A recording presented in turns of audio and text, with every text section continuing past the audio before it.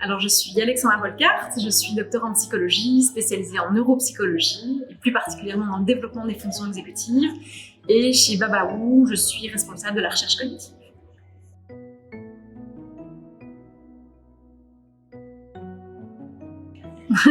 Ça dépend des situations, mais apprendre à se contrôler et tourner cette fois sa langue dans sa bouche, il y a quand même beaucoup de situations où on a intérêt à pouvoir le faire. C'est pouvoir se dire stop, je réfléchis avant d'agir.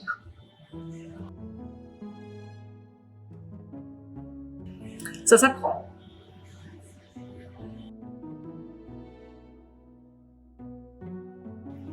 Alors, le petit personnage de métacognition comme le Monsieur Stop, c'est vraiment un chouette outil au quotidien pour rappeler aux enfants quand il faut s'arrêter, mais de manière encore plus simple, c'est simplement de jouer un max à des jeux de société. Uno, Jacadi, ce sont des jeux en fait qu'on a presque tous chez nous et qu'on peut utiliser au quotidien pour apprendre justement à se stopper et ne pas vouloir aller trop vite.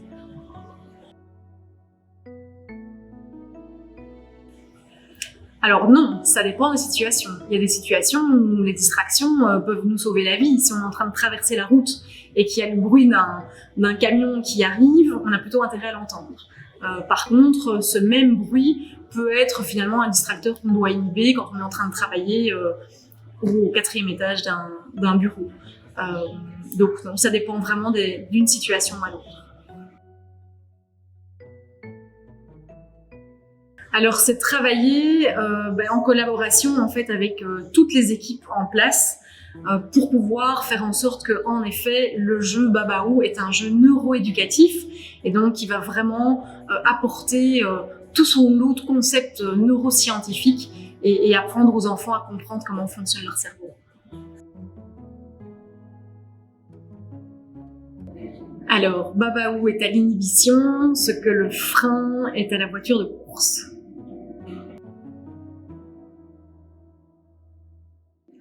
Alors, quand on joue à Bababou, on explore un monde qui est notre monde intérieur, notre cerveau, et on rencontre des petits personnages qui sont les Bababou et qui symbolisent, qui représentent en fait les 5 fonctions exécutives.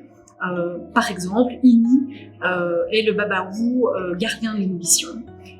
Et ça nous permet, au travers de défis, en fait, d'aller entraîner différentes compétences, comme par exemple le fait de pouvoir contrôler ses pensées ou contrôler son corps.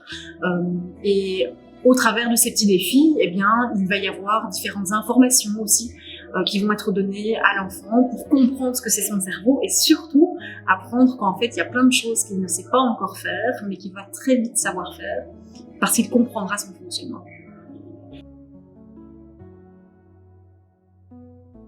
Alors, les fonctions exécutives, ce sont des fonctions cognitives qui se développent ici, à l'avant du cerveau, dans le cortex préfrontal, et qui nous permettent, en fait, en tant qu'enfants et adultes, de contrôler notre comportement pour pouvoir s'adapter à toute une série de situations. Et donc, quand les routines, elles fonctionnent plus, on va devoir marquer un stop pour pouvoir finalement s'adapter.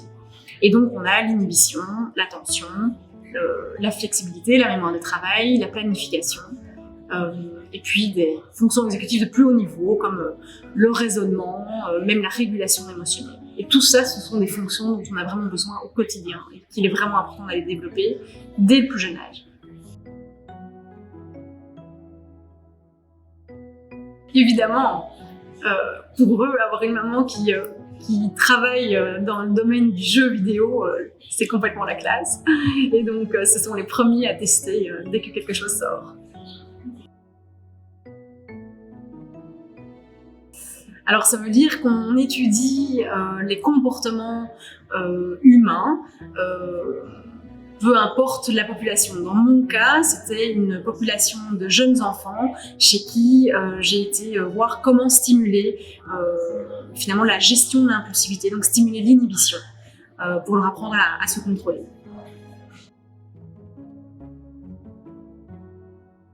Mais on métacogite tous, en réalité, sans même s'en rendre compte.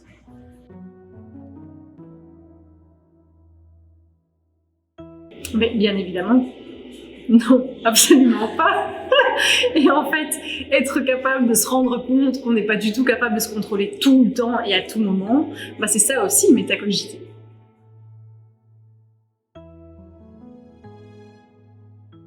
Alors, ce sont des personnages métaphoriques qui sont inspirés de la méthode Réflecto de Pierre-Paul Gagné en métacognition. Monsieur Stop, il te permet de dire stop, je réfléchis et puis j'agis. Et donc de ne pas vouloir aller trop vite dans ce que tu fais.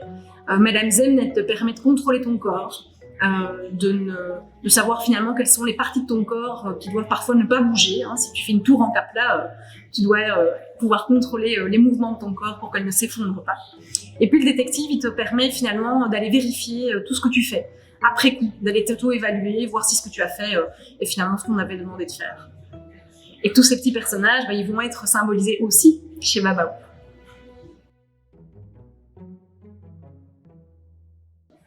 Le Mac Babao, évidemment, www.babao.com.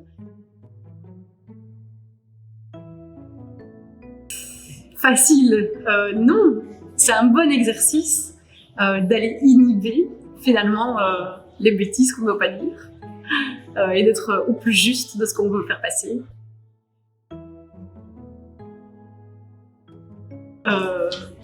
J'inhibe donc je suis.